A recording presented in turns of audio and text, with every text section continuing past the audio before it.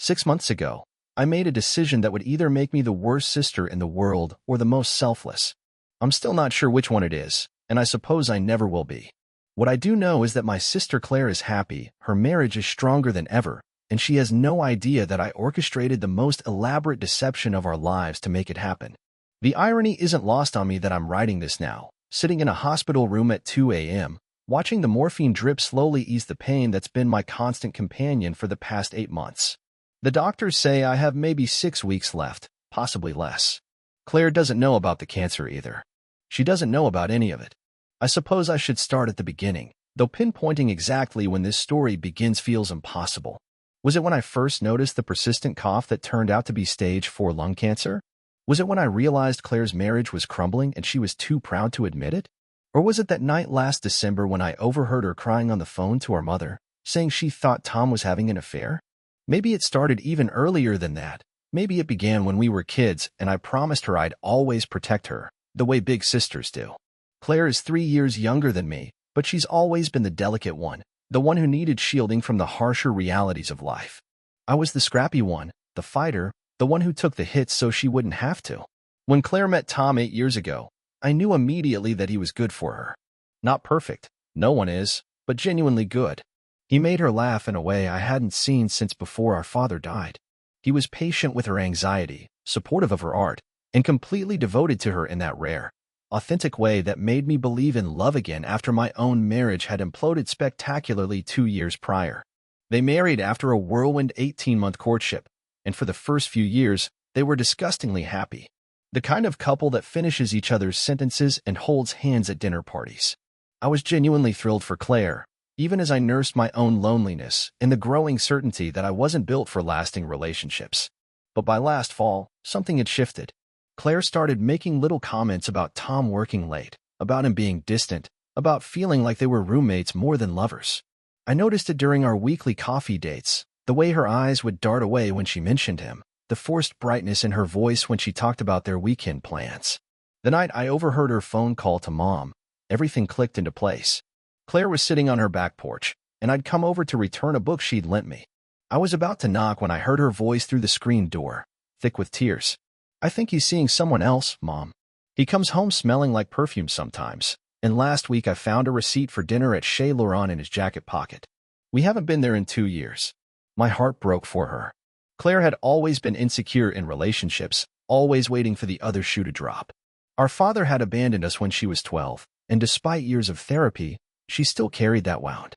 The idea that Tom, sweet, loyal Tom, might be cheating on her was devastating not just because of the betrayal, but because it would confirm her deepest fear, that she wasn't worth staying for. I knew Tom wasn't having an affair. I knew this with absolute certainty because I'd been watching him carefully for months, the way you watch someone you care about when you're worried about them.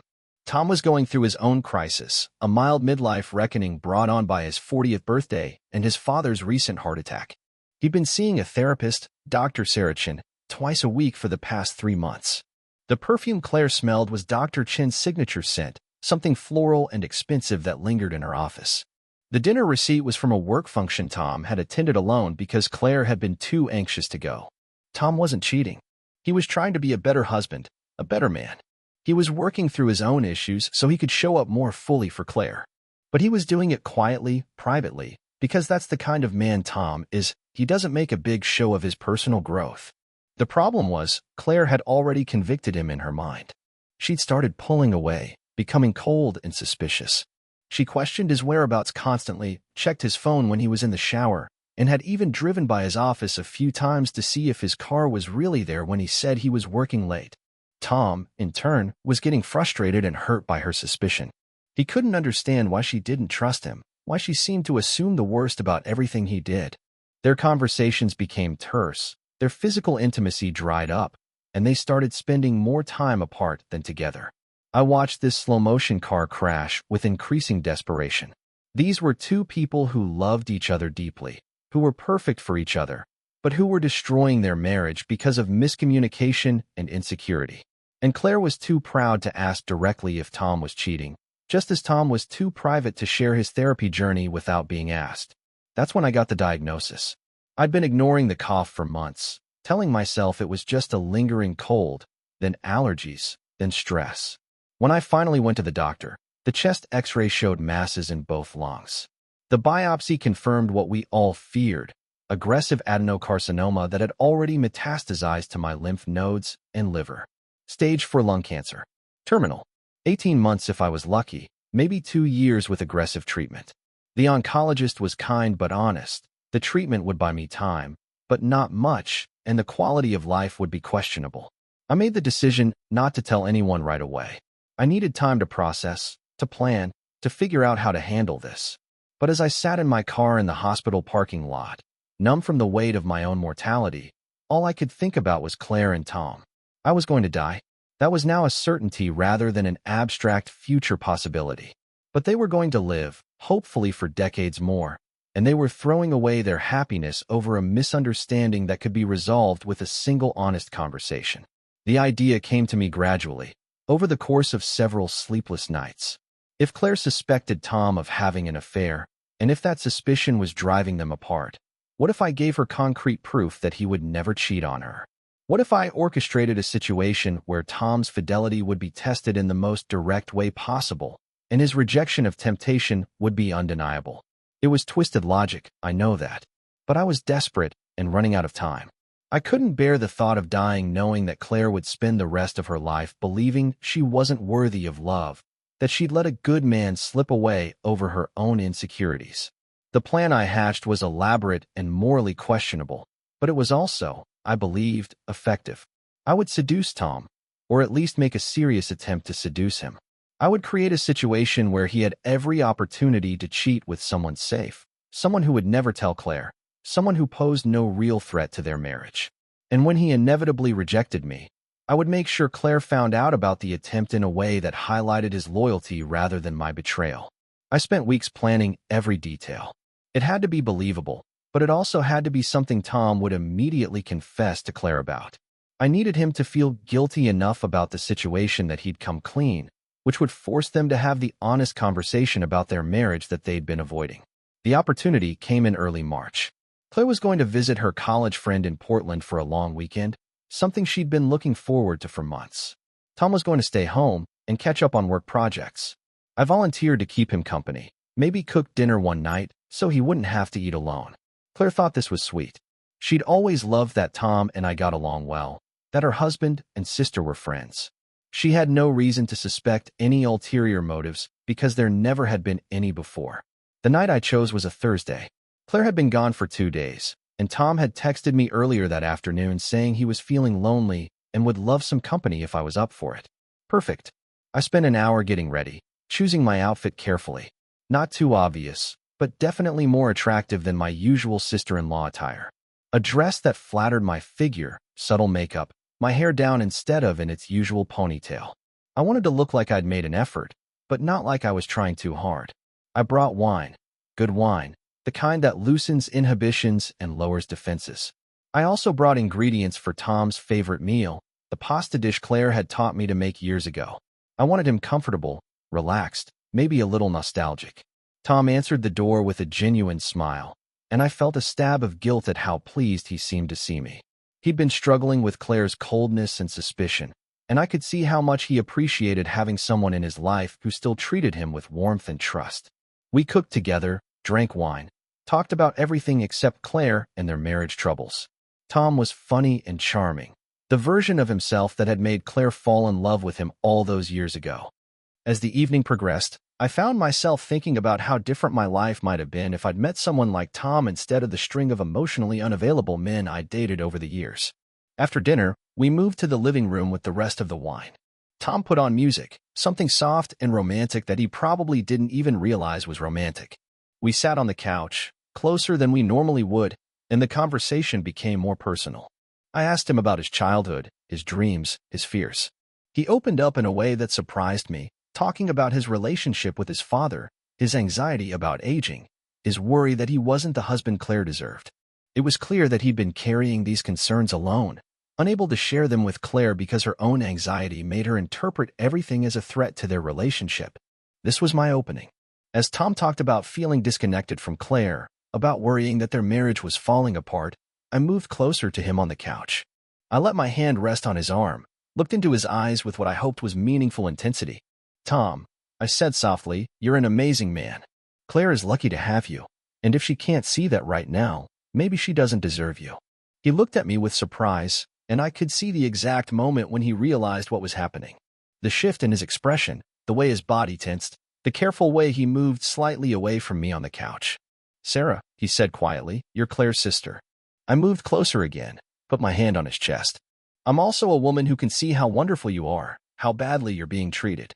You deserve someone who appreciates you, who trusts you, who makes you feel desired." For a moment, I thought I might have miscalculated. Tom's face went through a series of emotions: confusion, temptation, guilt, and finally, resolution. He gently but firmly removed my hand from his chest and stood up. "I think you should go," he said, not unkindly but with absolute finality. "I love Claire. I love her more than I've ever loved anyone, and I would never, ever betray her like this. Not with you, not with anyone." I played my part, acting hurt and embarrassed. I gathered my things quickly, apologizing profusely, claiming the wine had made me do something I'd never normally do. Tom was gracious about it, even walked me to my car, but I could see how shaken he was by the whole encounter. I drove home knowing that phase 1 of my plan had worked perfectly. Tom had been tempted. I'd seen it in his eyes for just a moment, but his love for Claire had won out completely. He'd passed the test with flying colors.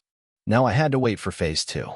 I knew Tom well enough to know that he wouldn't be able to keep this secret from Claire. He was too honest, too guilt-ridden about even being in a situation where he might have been tempted. I gave him 3 days to tell her himself before I would have to force the issue. He told her on Sunday night, 2 hours after she got back from Portland. I know this because Claire called me at 11 p.m., crying hysterically. At first, I could barely understand her through the tears, but gradually the story came out. Tom had confessed everything: how I'd come over for dinner, how I'd gotten drunk and made a pass at him, how he'd rejected me and sent me home. He'd told her he was sorry he'd put himself in that position, sorry he hadn't seen it coming, sorry he'd even entertained the thought for a split second before remembering how much he loved her. "I can't believe you did this to me," Claire sobbed into the phone. "You're my sister. How could you try to seduce my husband?" I played my part perfectly, crying and apologizing, claiming I'd been lonely and drunk and stupid. I told her I'd been jealous of their relationship, that I'd acted on impulse and immediately regretted it. I begged her forgiveness and told her I understood if she never wanted to see me again. But even as I delivered my scripted apology, I could hear something unexpected in Claire's voice. Yes, she was hurt and angry, but she was also relieved, almost triumphant. "He said no," she kept repeating. "He said he'd never betray me, that he loves me more than anyone. He said even when I was being cold and suspicious, even when he was feeling unappreciated, he would never cheat on me." And there it was. The seed of doubt that had been poisoning their marriage was finally being addressed. Tom's rejection of my advances hadn't just proven his fidelity, it had forced him to articulate his love for Claire in a way he never had before. He'd had to defend their relationship, to choose her actively rather than passively. The conversation that followed between Tom and Claire, the one that lasted until 3 a.m. according to Claire's tearful recap the next day, was the one they should have had months ago. Tom finally opened up about his therapy, about his fears and insecurities, about his desperate desire to be a better husband. Claire finally admitted her suspicions about the affair, her anxiety about not being good enough, her terror that he would leave her like our father had left us. They talked about everything: the perfume, the dinner receipt, the late nights, the emotional distance. Tom explained about Dr. Chen, about the work he was doing to address his own issues so he could show up more fully in their marriage. Claire admitted she'd been checking his phone and following him, behaviors that horrified her once she said them out loud. By the time they fell asleep in each other's arms, they understood each other in a way they hadn't in years. The near betrayal had shocked them into honesty, and that honesty had rekindled their connection. The next few weeks were awkward, obviously. Claire was hurt and angry with me, but she was also grateful that I'd inadvertently proven Tom's faithfulness. She said she'd rather know that he'd been tempted and chosen her than never know his loyalty had been tested at all. Tom was more complicated to deal with. He was embarrassed about the whole situation, guilty about even the momentary temptation he'd felt, but also strangely relieved. He'd been carrying so much anxiety about their marriage that having everything out in the open felt like a weight lifted from his shoulders. I played the role of the repentant sister, the woman who'd made a terrible mistake and learned from it. I accepted Claire's anger, endured the family drama, submitted to lectures from our mother about sisterly loyalty. I let everyone believe I was a lonely, desperate woman who'd momentarily lost her moral compass. The truth was more complex, of course. Had I been tempted by Tom? Absolutely. In another life, under different circumstances, I might have genuinely wanted him for myself. He's a good man, attractive and kind and funny, and I've been alone for a long time. But I'd never have acted on that attraction if I hadn't been dying, if I hadn't seen it as a way to save my sister's marriage. The fact that I felt genuine desire for him made the whole thing more convincing, more painful, and more morally ambiguous. I wasn't just playing a role, I was using real feelings to manipulate a situation for what I believed was a greater good.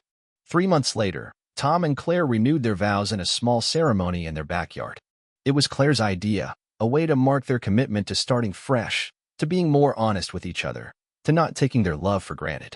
I wasn't invited, obviously, but Claire told me about it afterward, her face glowing with happiness. "We're better than we've ever been," she said. "Stronger. More honest. I know it sounds crazy, but what happened with you and Tom, it was awful, but it also saved us. It forced us to fight for our marriage instead of just assuming it would work itself out." I smiled and told her I was happy for them, that I was glad something good had come out of my terrible mistake. She hugged me and said she forgave me, that she understood I'd been in a bad place and made a poor choice. She said she was grateful that Tom had proven himself trustworthy, that now she could trust him completely because she knew he'd already faced temptation and chosen her. 6 weeks after that, I finally started chemotherapy. The cancer had progressed faster than expected, and the doctors said treatment was now urgent if I wanted to buy myself any meaningful time. The chemo was brutal, worse than I'd anticipated, and hiding it from Claire became increasingly difficult. I made excuses for my frequent absences, my fatigue, my weight loss. I told her I was dealing with depression, that I was in therapy, that I needed some space to work through my issues. She was understanding but concerned, and I could see her struggling with wanting to support me while still maintaining the boundaries our family had established after the Tom incident. It was during one of my worst weeks, when the nausea was so severe I could barely leave my apartment, that Claire showed up at my door unannounced. She took one look at me and knew immediately that something was seriously wrong. "You're sick," she said, not a question but a statement. "Really sick."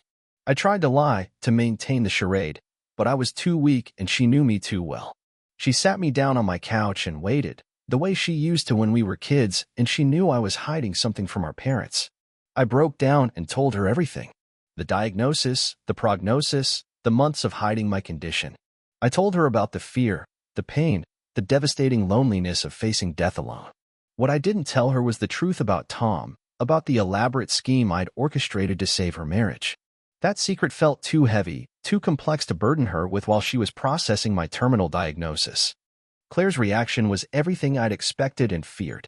Shock, anger, devastation, guilt. She was furious that I'd hidden something so important from her, hurt that I didn't trust her enough to support me through this. She was also terrified at the prospect of losing me, the only family she had left besides Tom. We spent the next few hours crying together, talking about everything except the elephant in the room, the fact that I was going to die, probably soon. Claire insisted on moving in with me temporarily, on taking over my care, on being the sister she felt she should have been all along. "I wasted so much time being angry with you," she said through tears. "All those months when you were dealing with this alone, and I was holding a grudge over something that doesn't even matter now."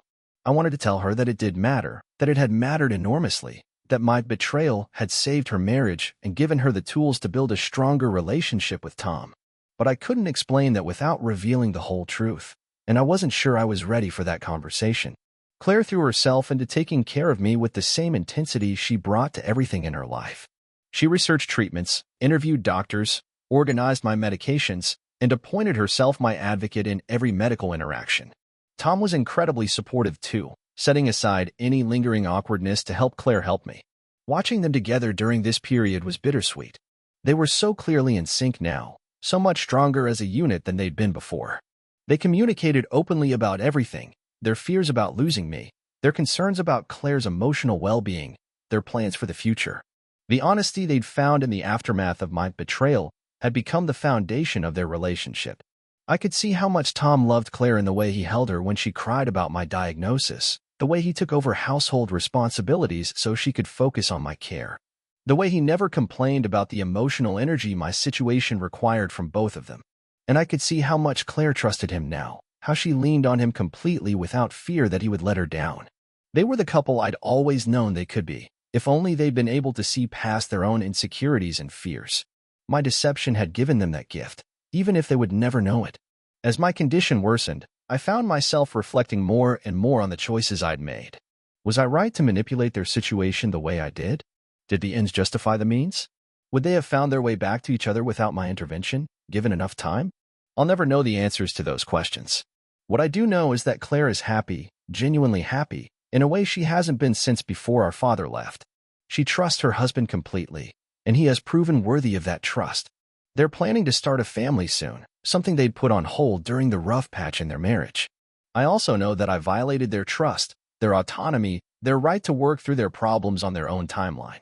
I played God with their relationship, making decisions about their lives without their knowledge or consent. The fact that it worked out doesn't erase the ethical problems with what I did. But here's the thing about facing death. It clarifies your priorities in a way nothing else can. I don't have the luxury of abstract moral debates or philosophical hand-wringing. I have weeks, maybe days, left to live. And when I look at Claire and Tom now, when I see the love and trust and partnership they've built, I can't bring myself to regret my actions entirely. Would I do it again, knowing what I know now? That's the question that keeps me awake during these long hospital nights. The morphine helps with the physical pain, but it can't touch the existential weight of the choices I've made. I think the answer is yes, I would do it again. Not because I'm certain it was right, but because I'm certain that doing nothing would have been wrong. I couldn't stand by and watch two people I love destroy their happiness over a misunderstanding, especially knowing I wouldn't be around to help them pick up the pieces. The night before I started writing this, Claire fell asleep in the chair beside my hospital bed. She's been staying here most nights, despite Tom's gentle suggestions that she go home and get proper rest. As I watched her sleeping, I realized that she's going to blame herself when I die. She's going to think that if she'd known about my diagnosis sooner, if she'd been a better sister, if she hadn't wasted time being angry with me, maybe things would have been different. That's not true, of course. My cancer was too advanced by the time of diagnosis for any intervention to change the outcome significantly. But Claire will carry that guilt anyway, the way she carries all guilt. Deeply and personally, and probably forever. Tom will help her through it. He'll remind her that she was a good sister, that she gave me love and care and companionship in my final months. He'll help her process the grief in a healthy way, and he'll be patient with her need to memorialize me, to find meaning in my death. They'll be okay without me. Better than okay, they'll be happy. And maybe that's enough. Maybe that's all any of us can hope for in the end, to leave the people we love a little bit happier, a little bit stronger, a little bit more capable of joy. I've been thinking about whether to tell Claire the truth before I die. Part of me wants her to know that my feelings for Tom weren't real, that the whole thing was an elaborate gift to their marriage. I want her to understand that I wasn't a lonely, desperate woman who betrayed her sister's trust, but a dying woman who loved her sister enough to sacrifice her own moral certainty for Claire's happiness. But I'm not sure that knowledge would be a gift or a burden. Would Claire be grateful to know that I orchestrated their reconciliation, or would she feel manipulated and angry? Would she question the authenticity of the love and trust she's rebuilt with Tom?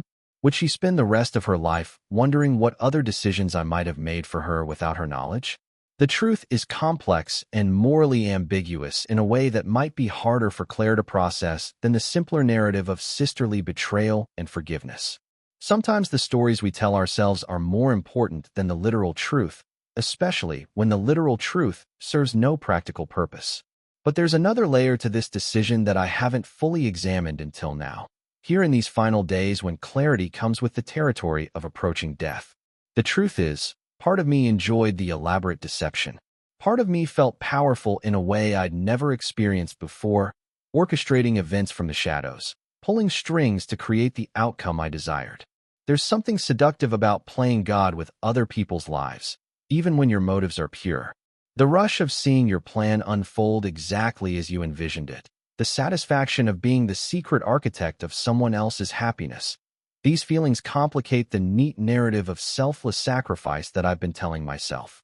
I think about this as I watch Claire sleep beside my bed, her hand still holding mine even in unconsciousness. She trusts me completely now, forgives me entirely for what she believes was a moment of weakness born from loneliness and poor judgment. She has no idea that every detail of that night was carefully planned, that I spent weeks studying her marriage, identifying the precise psychological pressure points that would force the conversation they needed to have. Does this make me a monster? A master manipulator who used her terminal diagnosis to justify playing elaborate games with the people she claimed to love? Or does it make me a woman who loved so deeply that she was willing to become the villain in her own story to ensure her sister's happiness? I've had months to wrestle with these questions, and I still don't have clean answers. What I do have is evidence. Claire and Tom are happier than they've ever been. They communicate openly now, trust each other completely, and have built a marriage strong enough to weather the stress of my illness and impending death. Whatever moral compromises I made, whatever psychological violence I may have committed, the results speak for themselves. There's also the uncomfortable truth that I may have saved them from something much worse than divorce. During those months when Claire was consumed with suspicion and Tom was withdrawing into himself, I watched them becoming people I didn't recognize. Claire was turning paranoid and bitter, qualities that were entirely foreign to her naturally trusting nature. Tom was becoming defensive and resentful, responding to Claire's suspicions by becoming more secretive, not less. If left to continue on that trajectory, they might have created a self-fulfilling prophecy. Claire's paranoia might have driven Tom to actually seek comfort elsewhere, not because he didn't love her, but because living under constant suspicion becomes its own form of emotional abuse. They might have destroyed their marriage not through any real betrayal, but through the slow erosion of trust and affection. My intervention stopped that spiral. It forced them to confront their issues head-on rather than letting them fester in the shadows. In that sense, what I did was preventive medicine for their relationship. Painful but necessary surgery to remove something that would have killed them slowly if left untreated. But even this rationalization feels insufficient when I'm truly honest with myself. The reality is that I made a unilateral decision about their lives without their consent. I decided that I knew better than they did what they needed, and I acted on that assumption in the most manipulative way possible. The fact that I was right doesn't erase the fundamental violation of their autonomy. There's something else, too. Something I've been reluctant to examine too closely until now. In the deepest, most honest part of myself, I have to acknowledge that there was an element of vicarious living in what I did. I was dying, facing the reality that I would never have another chance at the kind of love Claire and Tom shared. I would never marry again, never have children, never grow old with someone who chose me every day. By orchestrating their reconciliation, by being the secret architect of their renewed passion, I got to experience their love story from the inside in a way that would have been impossible otherwise. I got to be essential to their happiness, to know that their future joy was built on my sacrifice. There's something deeply satisfying about that knowledge, something that goes beyond altruism into more complex psychological territory. Was I living vicariously through their relationship? Was I using my terminal diagnosis to justify inserting myself into their love story in the most intimate way possible? These are uncomfortable questions, but they deserve honest answers. I think the truth is that my motives were mixed, as most human motives are. I genuinely wanted to save their marriage, genuinely believed they were perfect for each other and were throwing away something beautiful over a misunderstanding. But I also wanted to matter, to leave a mark, to know that my death would not be the end of my influence in the world. By becoming the catalyst for their renewed love, I ensured that I would always be part of their story, even after my death. Every anniversary, every moment of deep connection, every time they look at each other with complete trust and understanding, I will be there in the background, not as a positive memory, but as the crucible through which their love was refined and strengthened. It's a form of immortality, I suppose. Not the kind anyone would choose, but the kind that was available to me given the circumstances. The nurses have been in and out more frequently today, checking my vitals with expressions that tell me everything I need to know about my condition. Dr. Martinez spoke quietly with Claire in the hallway earlier, their voices too low for me to hear, but their body language unmistakable. We're in the final phase now. Claire has been reading to me from my favorite book, the same novel we used to read together when she had nightmares as a child. Her voice is steady, but I can feel her tears falling on my hand. Tom brings her food that she doesn't eat, coffee that grows cold while she focuses on my breathing. They're so gentle with each other during this vigil, so careful and loving. When Tom suggests that Claire should rest, she shakes her head but doesn't snap at him the way she might have in the past. When Claire asks Tom to call the doctor about my pain medication, he does it immediately without question or hesitation. They're functioning as a true partnership, each supporting the other through this impossible situation. This is what I wanted for them. This is what I was willing to sacrifice my moral certainty to achieve. They're facing the worst thing that's happened to their marriage, the loss of someone they both love, and they're doing it together as a united front. The trust they rebuilt after my betrayal is holding them steady through this crisis. I've been thinking about the letter I should write to them, the final message I want to leave behind. Part of me wants to confess everything, to give them the full truth about my motivations and methods. Part of me wants to take the secret to my grave and let them keep the simpler story that served them so well. But there's a third option I hadn't considered until now. I could tell them the truth, but frame it as the final gift rather than a betrayal.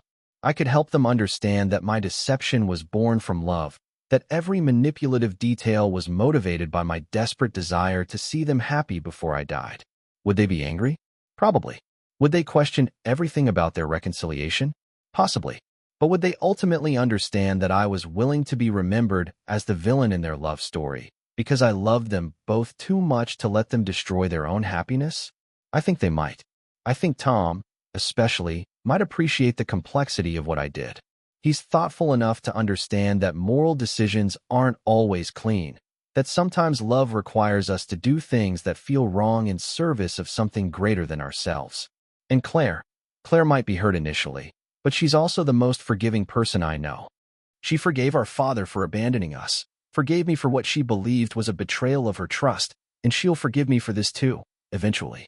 She might even be grateful to know that my feelings for Tom weren't real, that there was never any genuine threat to their marriage. So I think I'll write the letter. I'll tell them everything, the diagnosis I hid, the plan I hatched, the careful manipulation I orchestrated. I'll explain that I was dying and desperate, that I couldn't bear the thought of leaving them broken and suspicious when they could be whole and trusting instead. I'll tell them that my love for them was greater than my need to be understood, greater than my desire to be remembered fondly. I'll tell them that being the villain in their love story was a small price to pay for ensuring they had a love story at all. The letter will be my final gift to them, not just the truth, but the understanding that love sometimes requires us to sacrifice our own moral comfort for the greater good. It will be my way of saying that I don't regret what I did, even if I can't claim it was entirely right. As I start composing the words in my mind, I realize that this confession is as much for me as it is for them. I need them to know that I was more than just a lonely woman who made a terrible mistake. I was a sister who loved deeply enough to risk everything, including her own memory, for their happiness. That's the legacy I want to leave, not perfection, but love. Not moral certainty, but the willingness to sacrifice certainty for something more important. Not sainthood, but the complex, messy, beautiful reality of what it means to love someone more than you love yourself. So I think I'll take this secret with me. I'll let Claire remember me as the flawed sister who made a terrible mistake and learned from it, rather than the manipulative sister who played puppet master with her marriage. I'll let Tom remember me as the woman who tested his faithfulness and helped him prove his love for his wife, rather than the woman who coldly calculated exactly how to use his own nature against him. These aren't the whole truth, but they're not lies either. They're the parts of the truth that serve the living, and sometimes that's all we can offer. The nurses tell me I'm getting close to the end now. My breathing is more labored, my lucid moments less frequent. Claire hasn't left my side in 3 days, and Tom brings her food and clean clothes and quiet encouragement. They hold hands while they sit with me, and I can see the future stretching out before them, decades of marriage, children, grandchildren, growing old together. I won't be there to see it, but I helped make it possible. That has to be enough. There's something beautiful about the way love multiplies when it's given freely. The love I had for Claire, the love I'll never have the chance to give to children or grandchildren of my own, the love I saved up during years of failed relationships, all of it went into preserving and strengthening her marriage. In some cosmic sense, that love will live on through the children she and Tom will have, through the happiness they'll share, through the example they'll set for others about what marriage can be when it's built on honesty and trust. Maybe that's what love is supposed to do, transform us into people who would do anything, sacrifice anything, risk anything for the happiness of others. Maybe the moral calculus doesn't matter as much as the love itself. I close my eyes and think about Claire laughing, really laughing, the way she did last week when Tom surprised her with tickets to see her favorite band. I think about the way she looks at him now, without fear or suspicion, with complete trust and adoration. I think about the children they'll have, who will grow up in a home full of love and security, who will never doubt that their parents chose each other every single day. That's my legacy. Not the deception or the manipulation, but the love that made it all possible. The love that was willing to be misunderstood, vilified, sacrificed for something greater than itself. I can live with that. Or rather, I can die with that. The question I want to leave you with isn't whether what I did was right or wrong. I'm not sure that's a question with a clear answer. The question is this: if you knew you were dying, if you had the power to save someone you love from making a terrible mistake, would you do it even if it meant sacrificing your own moral certainty? Would you be willing to be remembered as the villain in someone else's love story if it meant they got to have that love story at all? I guess I'm asking, how much would you sacrifice for love? And how would you know if it was enough?